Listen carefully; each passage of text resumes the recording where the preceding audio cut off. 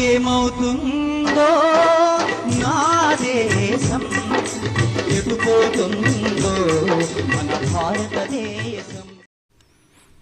మిత్రులారా, మతం, కులము మరియు వర్గ రాజకీయాలను ప్రశ్నించినందుకు, హేతువాద దృక్పథంతో మాట్లాడినందుకు, పుస్తకాలు రాసినందుకు బుల్లెట్ తోటాలకు బలైపోయిన ఓ హేతువాది, మానవతావాది, కమ్యూనిస్టు పార్టీ కార్యకర్త గోవింద్ పన్సారే కొన్ని సంఘటనలు జరిగినప్పుడు వాటికి కారణం తమ తలరాత, విధి లేదా విశ్వాసం అని చెప్పడం కంటే శాస్త్రీయ వివరణను నమ్మడానికి ఇష్టపడే వ్యక్తిని హేతువాది అంటారు. తరచుగా హేతువాదులు మతాన్ని బహిరంగంగా త్యజించి తర్కం మరియు తర్కానికి అనుకూలంగా ఖండిస్తారు. దురదృష్టవశాత్తు ఇది తరచుగా వారి వీపులపై కూడా దృష్టి పెడుతుంది. వాస్తవానికి 2013 చివరి నుండి భారతదేశంలోని 4 అత్యంత ప్రముఖ హేతువాదులు నరేంద్ర దబోల్కర్, గోవింద్ పన్సారే, ఎంఎం కల్బుర్గి మరియు గౌరీ లంకేశ్లను దారుణంగా హత్య చేశారు. ప్రతి కేసులో దర్యాప్తు అధికారులు ప్రదర్శించిన సామర్థ్యం మరియు ప్రేరణ లేకపోవడం ఒకేలా ఉంది. హంతకులలో ఎవ్వరినీ అరెస్టు చేయలేదు. న్యాయం చేయడమే కాదు, 3-4 సంవత్సరాల క్రితం బుల్లెట్కు బలైపోయిన పన్సారే జీవితం మరియు పనిని కూడా ఇక్కడ చూడాలి. 2015 ఫిబ్రవరి 16న తన భార్య ఉమాతో కలిసి నడకకు వెళుతుండగా బైకుపై వచ్చిన ముష్కరులు ఆయనపై దాడి చేశారు. చిరునామా అడుగుతున్నారనే నెపంతో ఆ జంటను ఆపై 5 సార్లు అతి దగ్గరగా కాల్పులు జరిపారు. ఉమా తలకు గాయమై కోమాలో పడిపోయింది. అయితే ఆమె కొన్ని రోజుల తర్వాత స్పృహలోకి వచ్చింది. పుర్రి విరిగినప్పటికీ ప్రాణాలతో బయటపడింది. గోవింద్ మెడ మరియు ఛాతీ వెనుక భాగంలో కాల్పులు జరిపారు. ఫిబ్రవరి 17న స్పృహలోకి వచ్చారు. కానీ ఊపిరితిత్తులలో ద్రవం పేరుకుపోవడంతో ఆయనను విమానంలో తరలించి ముంబైలోని బ్రీచ్ క్యాండీ ఆసుపత్రికి తీసుకెళ్లాల్సి వచ్చింది. 2015 ఫిబ్రవరి 20న ఆయన మరణించారు. తన భర్త ప్రగతిశీల ఆలోచనల కారణంగానే హత్యకు గురయ్యారని ఉమా పేర్కొన్నారు. కొన్ని సంవత్సరాల క్రితం హేతువాది నరేంద్ర దబోల్కర్ను కూడా ఇదే విధంగా కాల్చి చంపినప్పుడు పన్సారే ఆయన శరీరం పక్కనే నిలబడి రైటిస్ట్ శక్తులను ఖండిస్తూ నినాదాలు చేశారు. దబోల్కర్ హత్య మన మధ్య హేతుబద్ధమైన గొంతులను హింసతో అణిచివేయాలనుకునే ఫండమెంటలిస్టులు మరియు ఫాసిస్టులు ఉన్నారని సూచిస్తుంది. ఇంతకు గోవింద్ పన్సారే ఎవరు? గోవింద్ పన్సారే అత్యంత గౌరవనీయమైన సోషలిస్టు నాయకుడు, రచయిత మరియు హేతువాది.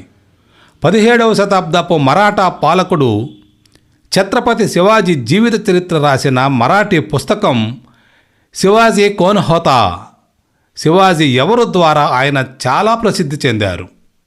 శివాజీ ముస్లింలను తన జనరల్స్గా నియమించుకున్న లౌకిక పాలకుడు అని పన్సారే పేర్కొనడంతో ఈ పుస్తకం వివాదాస్పదమైంది.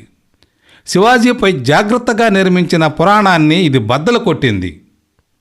శివసేన వంటి రైటిస్ట్ శక్తులు, హిందుత్వ గ్రూపులు మరియు రాజకీయ పార్టీలు దశాబ్దాలుగా ఓటు బ్యాంకుకు మతపరంగా ధృవీకరించే ప్రయత్నంలో వ్యాపారం చేస్తున్నాయని ఆయన తన ఇతర పుస్తకాలలో వివరించాడు. వర్గము, కులము మరియు సమాజ ఆధారిత అధికార నిర్మాణాలను కూడా ప్రశ్నించాడు. కులాంతర వివాహం మరియు లింగ సమానత్వాన్ని కూడా ఆయన గట్టిగా సమర్థించాడు. ఇవన్నీ ఆయనకు రైటిస్ట్ ఛాందసవాదుల ఆగ్రహాన్ని తెచ్చిపెట్టాయి.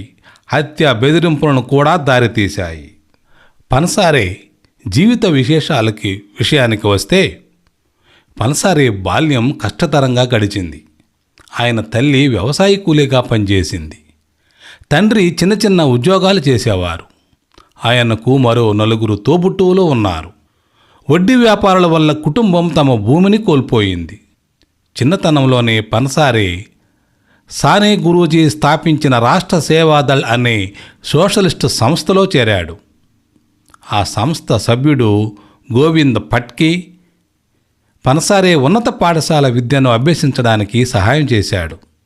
తర్వాత ఆయన కొల్హాపూర్ వెళ్ళి BA LLB పట్టా పొందారు. పనసారే చాలా వామపక్ష సాహిత్యం చదివాడు. 1952లో కమ్యూనిస్ట్ పార్టీ ఆఫ్ ఇండియాలో చేరడానికి ప్రేరణ పొందాడు. ఆయన సంయుక్త మహారాష్ట్ర మూమెంట్లో పాల్గొన్నాడు మరియు తన కమ్యూనిస్టు భావజాలం కారణంగా చైనా సానుభూతిపరుడుగా భావించి 1962లో అరెస్టు చేయబడ్డాడు. ఆయన కార్మిక చట్టాల్ని అభ్యసించారు. వివిధ కార్మిక సంఘాలు మరియు మురికివాడల నివాసితులకు ప్రాతినిధ్యం వహించాడు.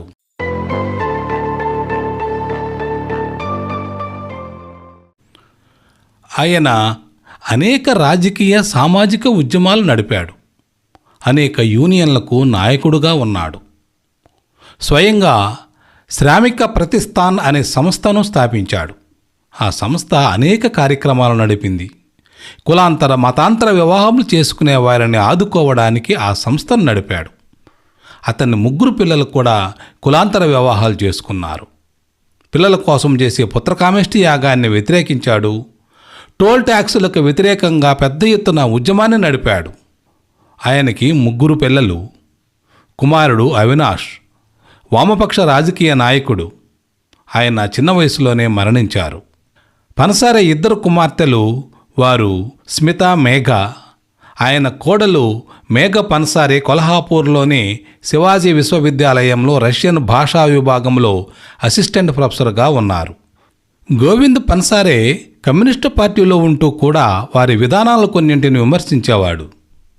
శివాజీ పుట్టుపూర్వోత్తరాలు పరిశోధించి జేమ్స్ లేన్ అనే అమెరికన్ రాసిన Shivaji Hindu king in Islamic India అనే పుస్తకం 2004లో వెలువడినప్పుడు ఇతను చాలా హింసాత్మకమైన ఆందోళనకి పూనుకున్నాడు.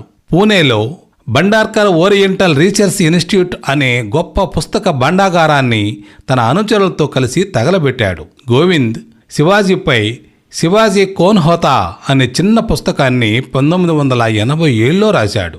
1987లో ఆయన రాసిన ఆ పుస్తకంలో శివాజీ ముస్లిం వ్యతిరేకి కాదని, సెక్యులర్ భావాలు గలవాడని, మహిళలను గౌరవించాడని, రైతులకు మేలు చేసే సంస్కరణలు చేశాడని, దళితులను వెనుకబడిన వారిని పెద్ద పదవుల్లో నియమించాడని, బానిసత్వం నిర్మూలించాడని నిరూపించాడు. ఈ పుస్తకం లక్షలాది కాపీలు అమ్ముడుపోయాయి.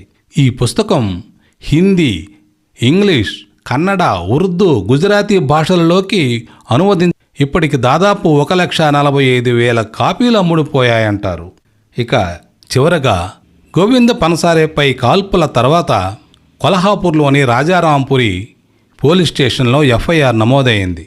ప్రత్యక్ష సాక్షులు ఎవరూ ముందుకు రాకపోవడంతో పోలీసులు ఆ ప్రాంతంలోని CCTV ఫుటేజీలను పరిశీలించడం ప్రారంభించారు. సంవత్సరాలు గడిచిపోతున్నాయి. ఇన్వెస్టిగేషన్ జరుగుతూనే ఉంది. కొంతమందిని అరెస్టు చేశారు, కొంతమందిని విడుదల చేశారు. కేసు ఇంతవరకు ఒక కొలిక్కి రాలేదు. ఆ కేసు ఇప్పటికీ అలా కొనసాగుతూనే ఉంది. ఈ హత్య కేసులో పట్టుబడిన వ్యక్తులు అనేక దాడులకు, తీవ్రవాద చర్యలలో భాగస్వాములని పోలీసుల యొక్క ఇన్వెస్టిగేషన్లో బయటకు వస్తూ ఉంది. పనసారేతో పాటు మరో హేతువాది అయిన MM కల్బుర్గి భార్య సుప్రీంకోర్టు పర్యవేక్షణలో ఆయన హత్యపై ప్రత్యేక దర్యాప్తు జరపాలని వేసిన విజ్ఞప్తి మేరకు పనసారే మరియు దబోల్కర్ హత్య కేసులపై కొత్త ఆసక్తి నెలకొంది. అయితే పనసారే హత్యలో నిజమైన పురోగతి సాధించలేదు. అది ఇప్పటికీ పరిష్కరించబడలేదు. మురికితనం, కరుకుతనం ఆ సుకుమార హృదయాన్ని నిలువెల్లా గాయం చేస్తే ఈ దూర్తలోకంలో నిలబడజాలక తలవంచుకు వెళ్ళిపోయాడు గోవింద్ పనసారే. అనేక అస్తిత్వ ఉద్యమాలకు, అణగారిన వర్గాల పోరాటాలకు నెలవైన మహారాష్ట్రలో మూఢనమ్మకాలకు వ్యతిరేకంగా డాక్టర్ నరేంద్ర దబోల్కర్, గోవింద పనసారే లాంటి వాళ్ళు సాగించిన ఉద్యమం చరిత్ర పుటల్లో నిలిచిపోతుంది. సంఘ వ్యతిరేక మతోన్మాద శక్తులు వాస్తవాలని అంగీకరించలేని దుర్మార్గులు వారిని భౌతికంగా లేకుండా చేయవచ్చు, కానీ అణగారిన వర్గాల హక్కులకు, అభ్యున్నతికి ఆయన చేసిన కృషి, వారు చేసిన పోరాటం మరుగుపరచలేము. ఇదే వారికి మనమిచ్చే నివాళి. ఈ సందర్భంగా ఇలాంటి హత్యా చర్యలను ఖండిస్తూ వామపక్ష మేధావులు, ప్రజాతంత్రవాదు, సైన్స్ ఉద్యమకారులు ఏకతాటిపైకి ఐక్య పోరాటాలు నిర్మించుకోవాల్సిన ఆవశ్యకత ఎంతైనా ఉందని గ్రహించాలి. ధన్యవాదాలు.